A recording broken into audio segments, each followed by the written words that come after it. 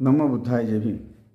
समता, स्वतंत्रता, बंधुता व न्याय मूल तत्व आधारित धम्म देणारे विश्ववंदनीय तथागत भगवान बुद्ध, भारतीय बौद्ध महासभेचे संस्थापक तथा भारतीय राज्यघटनेचे शिल्पकार बोधिसत्व डॉक्टर बाबासाहेब आंबेडकर या महामानवांना सर्वप्रथम त्रिवार वंदन करतो। आजचा आपला विषय आहे सम्राट अशोकाची धम्मदीक्षा। अश्विन पौर्णिमा अर्थातच अस्स युजो पुन्नमी हा दिवस बौद्ध धर्मामध्ये फार महत्त्वाचा दिवस आहे। ज्या सम्राट अशोकाने आपलं संपूर्ण आयुष्य या जगावरती राज्य केलं, त्या सम्राट अशोकाने शेवटच्या काळामध्ये कलिंगचं युद्ध जिंकल्यानंतर त्यांनी बौद्ध धर्माची दीक्षा घेतली। त्याविषयी आज आपण बघणार आहोत। भारताच्या प्राचीन इतिहासात धम्मराज सम्राट अशोकाने अत्युच्च स्थान असं मिळवलं आहे। प्रजेमध्ये धम्मज्ञान, सदाचार, करुणा, बंधुत्व आणि मैत्री इत्यादींचा प्रचार करण्यासाठी आपले जीवन पणाला लावून अलौकिक कार्य करून आपले नाव अजरामर करून ठेवले आहे। महान मौर्य सम्राट अशोक हा इसवी पूर्ण 272 ते 232 भारतवर्षाच्या एका विस्तृत भूभागाचे स्वामी होते। त्यांचे धम्मलेख जे शिळा आणि स्तंभावर कोरलेले आहेत, तसेच जे ज्या ठिकाणी प्राप्त झाले त्या ठिकाणून त्यांच्या साम्राज्याच्या सीमेच्या संबंधाने आंतरबाह्य असे दोन्ही प्रकारचे प्रमाण प्राप्त झाले आहे। अभिलेखाच्या अध्ययनाने हे स्पष्ट झाले आहे की त्यांचे विस्तृत साम्राज्य उत्तर पश्चिमेला आधुनिक अफगाणिस्तानाच्या सीमेपासून दक्षिणेला पूर्वेला ओरिसापर्यंत आणि उत्तरेला हिमालयापासून दक्षिणेला म्हैसूरपर्यंत पसरलेले होते। ते चंद्रगुप्त मौर्य या महान राजाचे नातू आणि बिंदुसार राजाचे तो मुलगा होता। या मगध साम्राज्याची पाटलीपुत्र अर्थातच पाटणा येथे राजधानी होती। महाराज बिंदुसाराची राणी सुभद्रांगी तिला अशोक नावाचे पुत्ररत्न इसवी पूर्व 304 मध्ये झाले। त्याला सुसिंग व तिस्स नावाचे 2 भाऊ होते। अशोक लहानपणापासूनच धर्मशील, नम्र, सात्विक प्रवृत्तीचा, कोमल मनाचा, भावना प्रधान तसेच धाडसी होता। अशोक तरुण वयात मोठा धाडसी व संकटाच्या वेळी न डगमगणारा, धैर्याने सामना करणारा होता। तक्षशिला येथील बंड त्याने मोडले होते। राजा बिंदुसाराने जेव्हा उपराज बनून उज्जैनला पाठविले तेव्हा वाटते तो विदिशा येथे थांबला। तेव्हा त्याचा विवाह विदिशा नगरीच्या वर्तमान साचीजवळ श्रेष्ठी सौगंधिकाची परमसुंदर शीलसंपन्न धार्मिक कन्या देवी बरोबर इसवी पूर्व 285 झाला। ती प्रथम राणी। या राणीपासून 2 अपत्य झाली। मुलगा महेंद्र इसवी पूर्व 284 व मुलगी संघमित्रा इसवी पूर्व 282। देवी पाटलीपुत्र येथे कधीच गेली नाही। ती परम धार्मिक वृत्तीची होती। यातच तिने आपले उर्वरित जीवन घालविले। तिच्याच सांगण्यावरून सम्राट अशोकाने सांची येथे भव्य विहार बांधला। तो आजही आपल्या भव्यतेची साक्ष देत आहे। सम्राट अशोकाच्या एकूण 5 राण्या होत्या।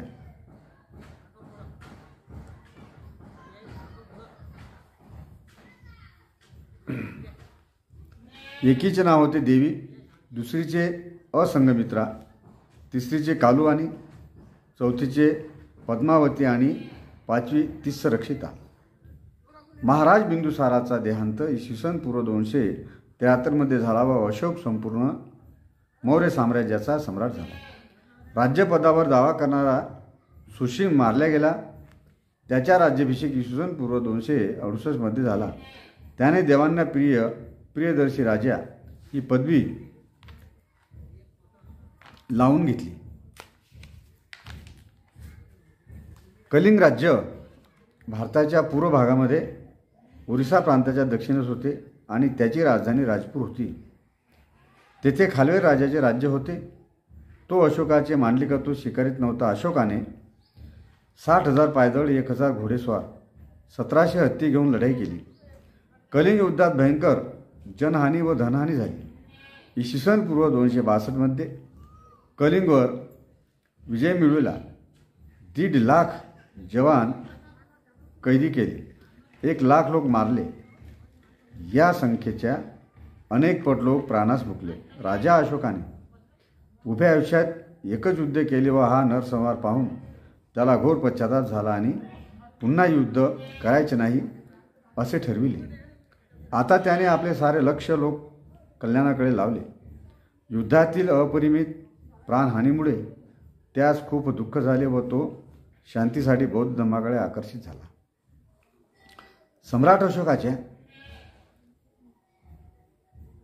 सम्राट अशोकाचा सावत्र भाऊ युद्धात मारला गेला.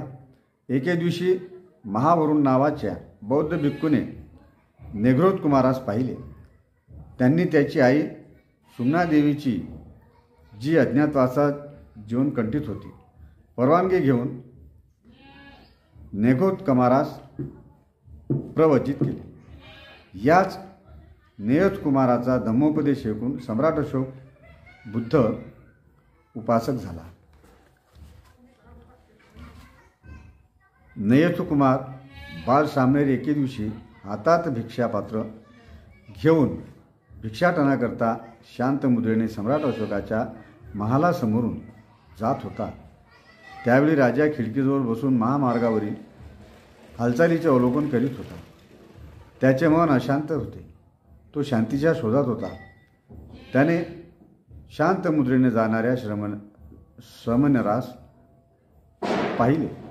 सम्राटाच्या मनाला त्या श्रमणाने आकर्षित करून घेतले. मेघाच्छन्न हृदयावर प्रकाशाची वीज उचलून गेली. त्याने त्या श्रमणास सेवक पाठवून जवळ बोलविले आणि राजा नम्रपणे म्हणाला, "बनते, या उचित आसनावर विराजमान व्हा." सामनेर राजसिंहासनाकडे जाऊन म्हणाला. त्याची निर्भयता पाहून सम्राटास आश्चर्य वाटले. त्या सामनेराबद्दल त्याचे मनात महत्त्वाची भावना निर्माण झाली. सम्राट मनाशीच म्हणाला, "हा सामनेर माझ्या हृदय सिंहासनावर विराजमान होईल." अशोकाच्या हाताचा सहारा घेऊन तो सिंहासनावर चढला आणि श्वेत छत्राखाली विराजमान झाला. त्याला राजगादीवर बसलेला पाहून राजास फार आनंद झाला. राजाने बाल सामनेराचा आदर केला.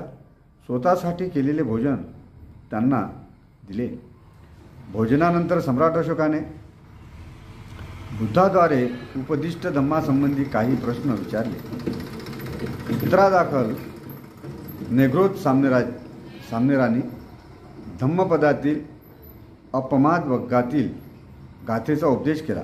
ती गाथा अशी आहे: अपमादो अमतपदम पमादो मच्चुनोपदम अपमत्तान नियंती ए पमत्ता येथा मता. याचा अर्थ असा आहे, सावध असणे हा अमृताचा अर्थातच निर्वाणाचा मार्ग आहे. प्रमाद म्हणजे बेसावधपणा म्हणजे मृत्यूचा मार्ग होय. जे सावध असतात ते मरत नाहीत, जे बेसावध असतात ते मृतवतच आहेत. हा उपदेश ऐकून राजाने त्याच क्षणी बौद्ध धम्मदीक्षा घेण्याचा संकल्प केला. राजाच्या नियंत्रणानुसार दुसऱ्या दिवशी दुपारी संघ प्रमुख महास्थवीर, महावरुण व 32 भिक्षूंसह नेग्रोध राजमहालात आले. राजाने आपल्या हाताने सर्वांना भोजन वाढले. भोजनानंतर धम्मोपदेश करण्यात आला. यानंतर राजाने आपल्या परिवारासह बौद्ध धम्माची दीक्षा घेतली. त्या दिवसापासून राजाने प्रतिज्ञा केली, "मी आजपासून शास्त्राद्वारे विजय प्राप्त न करता दया, शांती आणि अहिंसेद्वारा विजय प्राप्त करी. सम्राट अशोकाने यापुढे नेहमीकरिता शस्त्राचा त्याग केला. युद्धात हारल्यानंतर शस्त्राचा त्याग करणारे राजे जगाच्या इतिहासात अनेक मिळतात, परंतु विजय प्राप्त करून युद्धाचा त्याग करणारा राजा जगाच्या पाठीवर शोधूनही मिळणार नाही. इतिहास प्रसिद्ध अहोगंग पर्वतावर राहणारे महास्तवीर मोगलीपितृ तिस्स सम्राट अशोकाने सुरू केले. त्यांनी त्यांच्याकडून धम्मज्ञान प्राप्त केले. सम्राट अशोक बुद्ध उपासक झाला तो दिवस होता अश्विन पौर्णिमा, इसवी सन पूर्व 261चा. सम्राट अशोकाची धम्मयात्रा. सम्राटाने त्याचे धर्मगुरू मोग्गलीपुत्र तिस्स यांच्या आदेशानुसार आचार्य उपगुप्त यांचे मार्गदर्शनात ते सर्व प्रथम बुद्धाचे जन्मस्थान लुंबिनीला गेले. राजाने बुद्ध जन्मस्थानाची पूजा केली. एका शिलास्तंभावर अभिलेख खोदण्यात आला. त्या अभिलेखात लिहिले आहे, देवान पियेन पियेदासीन लाजिन विसत्तिवसा भिसीतेन अतन अगाच मही इते हिद बुद्धे जाते सक्य मुनीती शिल विग्गी भिवी ज्यास कालपिते शिलाथमेच उपापिते हिद भगवंतं जातेती लुमिनी नामे उबलिके कते अठभागीयच. अर्थात देवतांच्या प्रिय राजाने अभिषेकाच्या 20 वर्षानंतर स्वतः येथे येऊन या ठिकाणाची पूजा केली.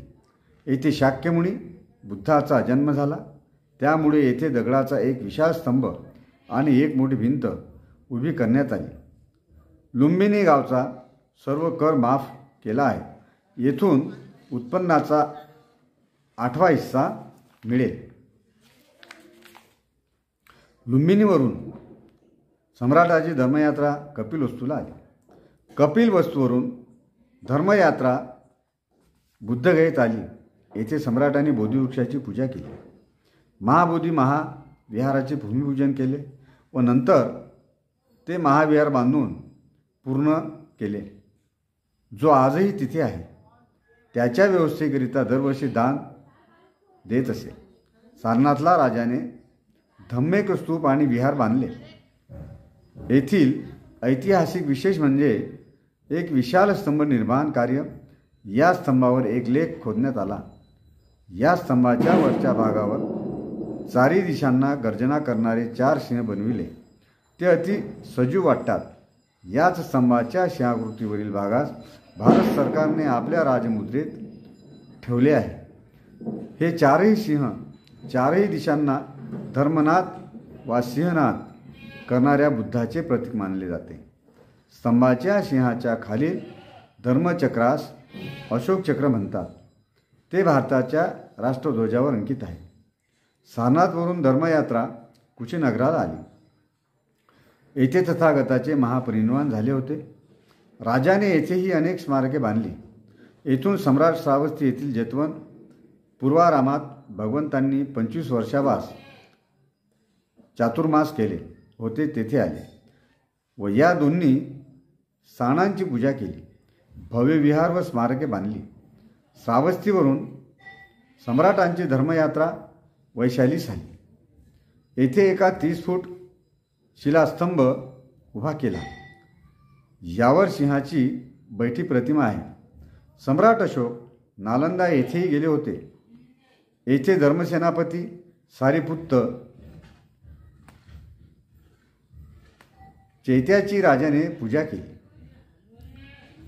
जेथे जेथे तथागताच्या प्रमुख शिष्यांनी धम्मप्रचारार्थ बहुजन हिताय बहुजन सुखाय चारिका केली, त्या सर्व ठिकाणी महाराज गेले. स्तूप विहार तसेच स्मारकाची निर्मिती केली. शिलालेख कोरून ठेवले. जेथे ते जाऊ शकले नाही त्या त्या ठिकाणी त्यांनी आपल्या राजप्रतिनिधी मार्फत शिलालेख कोरून ठेवले. आतापर्यंत त्यांचे एकूण 35 शिलालेख प्राप्त झाले आहेत. ते ब्राह्मी व खरोष्टी या दोन्ही लिपीत व पालीत